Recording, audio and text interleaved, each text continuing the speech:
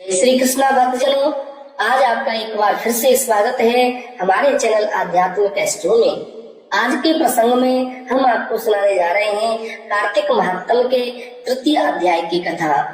आप सभी भक्तजन इस कथा को भक्ति पूर्वक और श्रद्धा पूर्वक श्रवण करिए। आगे सत्यभामा जी कहती हैं कि हे प्रभु, आप तो सभी कालों में सर्वव्यापक हैं और सभी काल आपके आगे एक समान हैं। फिर यह कार्तिक मास ही सभी मासों में सर्वश्रेष्ठ क्यों है? आप सब तिथियों में एकादशी और सभी मासों में कार्तिक मास को ही अपना प्रिय क्यों कहते हैं? इसका कारण क्या है प्रभु? तब भगवान श्री कृष्ण ने कहा कि हे भामिनी, तुमने बहुत अच्छा प्रश्न किया है। मैं तुम्हें इसका उत्तर देता हूँ, आप इसे ध्यान पूर्वक श्रवण करो। इसी प्रकार एक बार महाराज बैन के पुत्र राजा पृथु ने यही प्रश्न देवर्षि नारद जी से किया था, जिसका उत्तर देते हुए नारद जी ने उसे कार्तिक मास की महिमा बताते हुए कहा था कि हे राजन, एक समय शंख नाम का एक राक्षस बहुत बलवान एवं अत्याचारी हो गया था।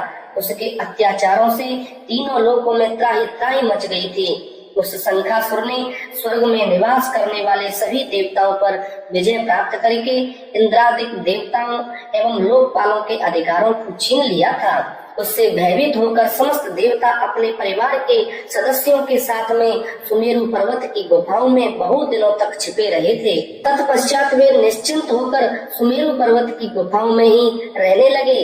उधर जब शंखासुर को इस बात का पता चला कि देवता आनंद पूर्वक सुमेरु पर्वत की गुफाओं में निवास कर रहे हैं, तो उसने सोचा कि ऐसी कोई दिव्य शक्ति अवश्य है जिसके प्रभाव से अधिकारहीन यह सब देवता अभी भी बलवान बने हुए हैं। सोचते सोचते वह इस निर्णय तक पहुंचा कि वह वेद मंत्रों के बल के कारण ही देवता बलवान हो रहे हैं। यदि उनसे वेद छीन लिए जाएं तो वे बलहीन हो जाएंगे। ऐसा विचार करके शंखासुर ब्रह्मा जी के सत्यलोक में शीघ्र ही वेदों को भर लाया।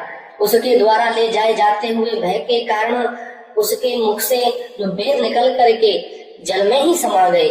शंखासुर ने वेद मंत्रों तथा बीज मंत्रों को ढूंढते हुए सागर में प्रवेश किया, परंतु न तो उसको वेद मंत्र मिले और न ही उसे बीज मंत्र मिले। जब शंखासुर सागर से निराश होकर के वापस लौटा तो उस समय ब्रह्मा जी पूजा की सामग्री लेकर सभी देवताओं के साथ भगवान विष्णु जी की शरण में पहुँचे और भगवान को गहरी निद्रा से जगाने के लिए गाने बजाने लगे। तब धूप गंध आदि से बारंबार उनका पूजन करने लगे।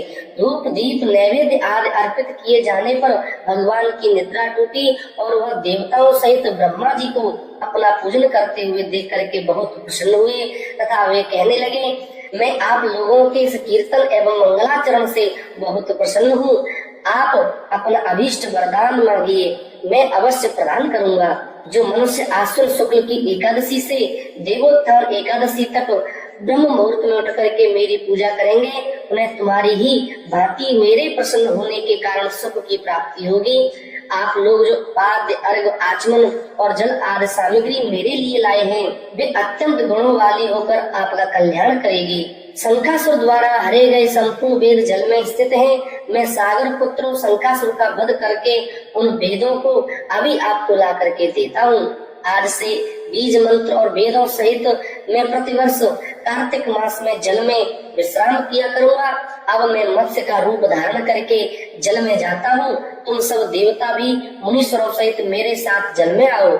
इस कार्तिक मास में जो श्रेष्ठ मनुष्य प्रातः काल स्नान करते हैं, वे सब यज्ञ के अवभृत स्नान द्वारा भली भांति नहा लेते हैं। हे देवेंद्र, कार्तिक मास में व्रत करने वालों को सब प्रकार से धन पुत्र पुत्री आदि देते रहना और उनकी सभी आपत्तियों से रक्षा करना। हे धनपति कुबेर, मेरी आज्ञा के अनुसार तुम उनके धन धान्य की वृद्धि करना, क्योंकि इस प्रकार का आचरण करने वाला मनुष्य मेरा रूप धारण करके जीवन मुक्त हो जाता है। जो मनुष्य जन्म से लेकर मृत्यु पर्यंत विधि पूर्वक इस उत्तम व्रत को करता है, वह आप लोगों का भी पूजनीय हो जाता है। कार्तिक शुक्ल पक्ष की एकादशी तिथि को तुम लोगों ने मुझे जगाया है, इसलिए यह तिथि मेरे लिए अत्यंत प्रतिदायनी और माननीय हो जाएगी। हे देवताओं, यह दोनों व्रत नियम पूर्वक करने से मनुष्य मेरा सानिध्य प्राप्त कर लेते हैं। इन व्रतों को करने से जो फल की प्राप्ति होती है वह अन्य किसी व्रत से नहीं प्राप्त हो सकती। अतः प्रत्येक मनुष्य को सुखी और निरोगी रहने के लिए कार्तिक महात्मा और एकादशी की कथा सुनते हुए उपरोक्त नियमों का अवश्य ही पालन करना चाहिए। बोलिए जय श्री कृष्ण। श्री लक्ष्मी नारायण भगवान की जय। आज की कथा यही विश्राम होती है।